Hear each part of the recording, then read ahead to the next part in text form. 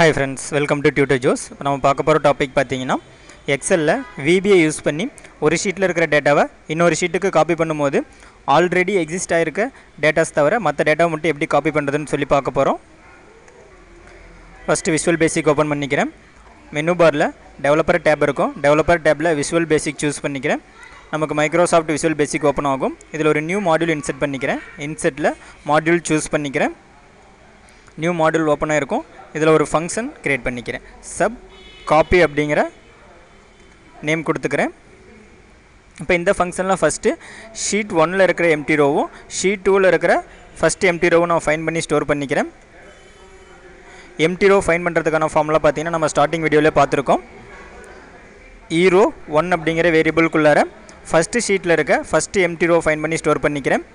Sheet 1 dot cells rows dot count comma 1 first column அப்படிங்கிறனால 1 அப்படிங்கிற index கொடுத்துக்கிறேன். Dot end excel up டாப்லேருந்து search பண்ணுறதுனால எக்ஸல் அப் கொடுத்துக்கிறேன். Dot offset 1,0 dot row. Next நம்ம second சீட்டில் இருக்க ஃபஸ்ட்டு எம்டி ரோ ஃபைன் பண்ணணும். ஈரோ 2 ஈக்குவல் அதை ஈரோ 2 அப்படிங்கிற வேரியபிள்குள்ளார ஸ்டோர் பண்ணிக்கிறேன். Sheet 2 dot cells rows dot count comma 1 first column 1 கொடுத்துக்கிறேன். Dot end excel up dot offset 1,0 dot row. Same நமக்கு அதே ஃபார்முலா தான். ஷீட் 1 2 அந்த ஷீட்டோடைய நேம் மட்டும் சேஞ்ச் ஆகும். இப்போ ரெண்டு ஷீட்டில் இருக்கிற ஃபஸ்ட்டு எம்டி ரோ ஃபைன் பண்ணியிருக்கேன். நெக்ஸ்ட்டு ஃபார் லூப் யூஸ் பண்ணி ஃபஸ்ட்டு ஷீட்டில் இருக்கிற டேட்டாவை செகண்ட் ஷீட்டில் பேஸ்ட் பண்ணுறேன். ஃபார் I ஈக்குவல் 1 to ஈரோ 1.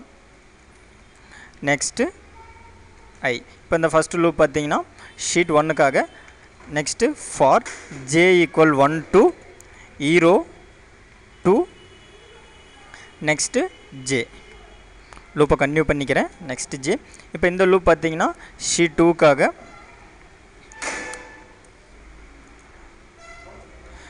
டேட்டா காப்பி பண்ணி பேஸ்ட் பண்ணுறதுக்கு முன்னாடி ஒரு கண்டிஷன் செக் பண்ணிக்கிறேன். இஃப் நம்ம காப்பி பண்ண செல்லில் இருக்க வேல்யூ ஷீட் 2ல் ஏற்கனவே நமக்கு இருக்கான்னு சொல்லி செக் பண்ணிக்கிறேன். If sheet 1 dot cells I,1 equal sheet 2ல் இருக்க வேல்யூஸ் செக் பண்ணிக்கிறேன்.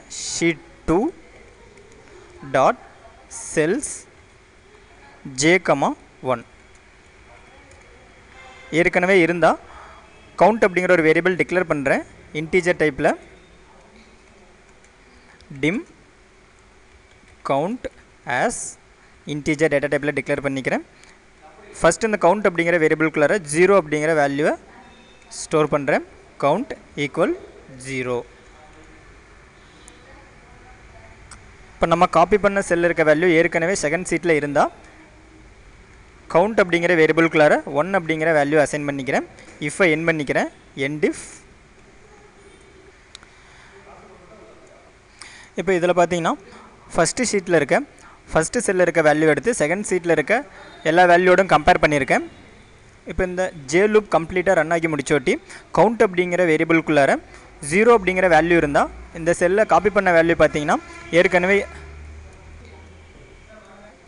இல்லை அப்படிங்கிறது மீனிங். அதே கவுண்ட் அப்படிங்கிற வேரியபிள்குள்ளார 1 அப்படிங்கிற வேல்யூ இருந்தால் நம்ம காப்பி பண்ண வேல்யூ பார்த்தீங்கன்னா ஆல்ரெடி எக்ஸிஸ்ட் ஆகிருக்கு அப்படிங்கிறது மீனிங்.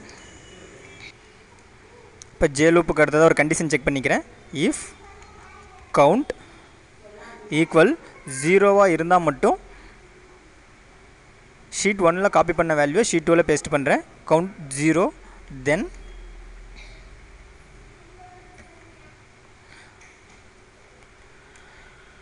ஷீட் 2ல் ஃபஸ்ட்டு எம்டி ரோ ஃபைன் பண்ணுறேன்.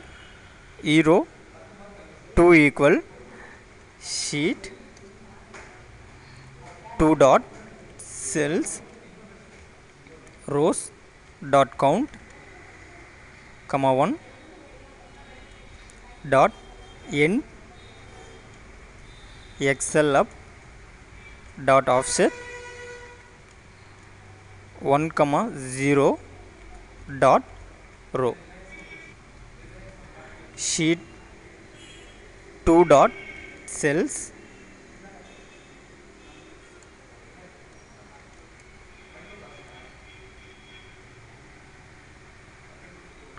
empty row நம்ம ஸ்டோர் பண்ணோம். அதனால e row 2, first column அப்படினால 1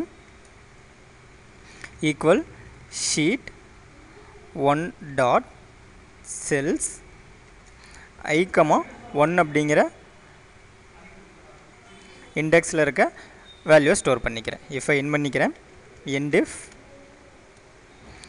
I loop நமக்கு ஒவ்வொரு டைம் ரன் ஆகும் போதும் count அப்படிங்கிற வேரியபிள்குள்ள 0 அப்படிங்கிற வேல்யூ அசைன் பண்ணிக்கிறேன்.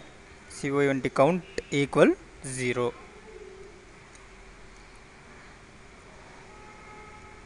இப்போ இந்த லூப் கம்ப்ளீட்டாக ரன் ஆகி முடிச்சதுக்கப்புறம் நமக்கு ஷீட் 1ல் இருக்க வேல்யூஸ் ஃபுல்லாக பார்த்தீங்கன்னா ஷீட் 2ல் பேஸ்ட் ஆகிருக்கும்.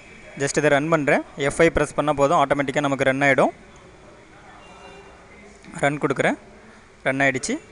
இப்போ ஷீட் 2ல் பார்த்தீங்கன்னா ஆட்டோமேட்டிக்காக நமக்கு எந்தெந்த வேல்யூஸ் ஆல்ரெடி எக்ஸிஸ்ட் ஆகிருக்கோ அந்த வேல்யூஸ் தவிர மற்ற வேல்யூஸ் மட்டும் நமக்கு ட்ரான்ஸ்ஃபர் ஆகிருக்கும். ஓகே ஃப்ரெண்ட்ஸ், இந்த மாதிரி உங்களுக்கு டுடோரியல் வீடியோஸ் வேணும்னா www.tutorjos.com வெப்சைட்டை விசிட் பண்ணி பாருங்கள். யூடியூப்ல எங்களோட வீடியோஸ் பார்க்கும்போது மறக்காம எங்கள் யூடியூப் சேனலை சப்ஸ்கிரைப் பண்ணிக்கிங்க. Thank you friends.